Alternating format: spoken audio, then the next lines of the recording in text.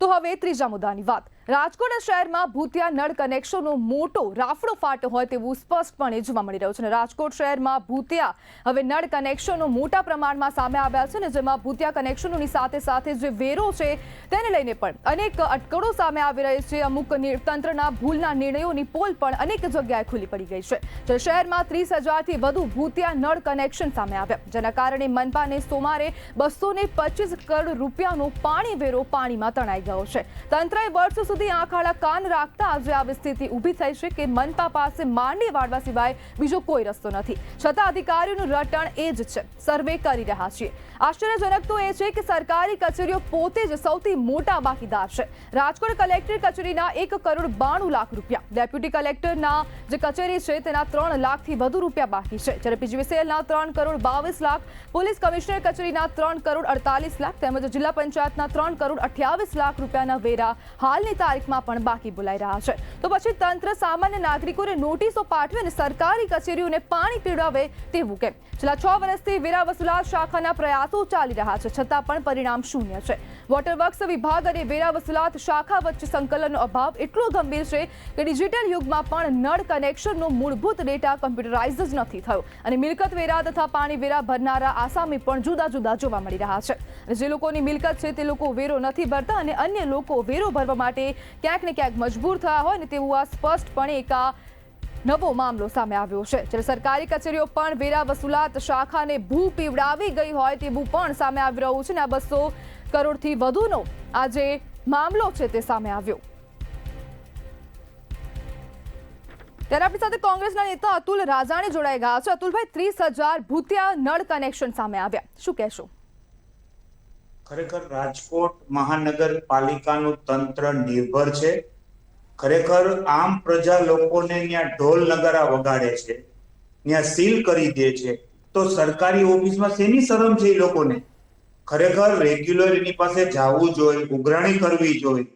જો ટેક્સ નથી આપતા, જે આપ કહી શકો છો કે 200 કરોડનો જો વેરો બાકી છે, તો બધી સરકારી ઓફિસોમાં ઢોલ નગારા વગાડવા જોઈએ, એને સીલ કરવા જોઈએ, એને કાયદેસરની એની સામે કાર્યવાહી કરવી જોઈએ અને સરકારશ્રીમાં પણ રજૂઆત કરવી જોઈએ, એવી અમારી માંગણી છે. અતુલભાઈ, સરકારી કચેરીઓનો 20 કરોડનો આ વેરો હજુ પણ બાકી છે, છતાં પણ તંત્ર આંખ આડા કાન કરે છે, શું કહેશો? તંત્રની ખરેખર ગંભીર ભૂલ છે. તંત્રને જે તે શાખાના અધિકારી સાથે કોઈ પણ કમિશનર હોય, ડેપ્યુટી કલેક્ટર હોય, એની સાથે સંકલન કરી અને વ્યવસ્થિત રીતે એને ચર્ચા કરી એની પાસે વેરો વસૂલવો જોઈએ. ખરેખર આ તંત્રની રાજકોટ મહાનગરપાલિકાની ગંભીર બેદરકારી છે.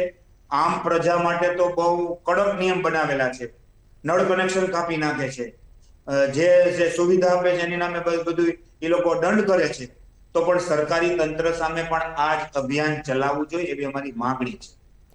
અતુલભાઈ, વેરા વસૂલાત શાખાના જે અધિકારીઓ છે તે માત્ર ખાવા પીવામાં માને છે, શું કહેશો?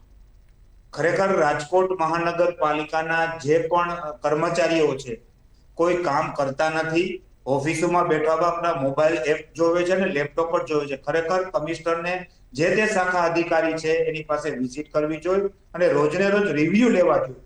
અત્યારના કઈ તમે સંસ્થામાં ગયા હતા, કેટલો વેરો આઉટસ્ટેન્ડિંગ છે, એ પણ એનો ખરેખર અભ્યાસ કરવો જોઈએ. અતુલભાઈ, 30,000 કરોડ આ ભૂતિયા કનેક્શન થઈ જાય છે નળના, તો પછી અગાઉ કેમ તંત્રને ધ્યાનમાં નથી આવતું અને મ્યુનિસિપાલિટી જે છે તે કેમ કોઈ કામગીરી નથી કરતું?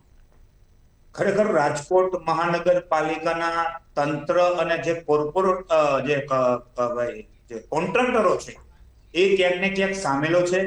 એના હિસાબે એટલા 30,000 ભૂતિયા કનેક્શન વધી ગયા છે અને જ્યાં કનેક્શનો છે એ કોન્ટ્રાક્ટરોને જ ખબર હોય છે, એટલે ક્યાંક ને ક્યાંક કોકનિયાની મિલીભગત છે.